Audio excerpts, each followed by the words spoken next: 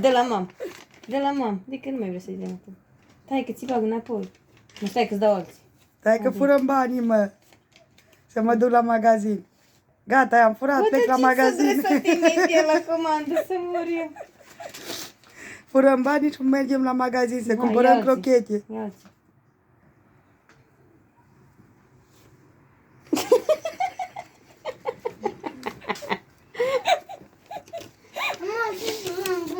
Hele, tacan. Ia de aici. Stai că trebuie să iau pe ăștia ca să...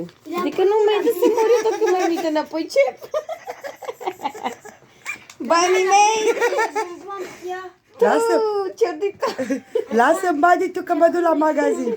Să-mi cumpăr Aici crochete. alții. Nebună! Nu-mi placă ea, că ea sunt prea albaștri. Îmi plac ăștia, că sunt roșii. Sunt că îi lăsă de la... Îi rupe, mă. Ia-ți. Mama, la primele bombon că... Bă, dar ce fain îi scoate, bă, ca la bancomat. Stai să zic la mine. Suset? De ce fain îi scoate?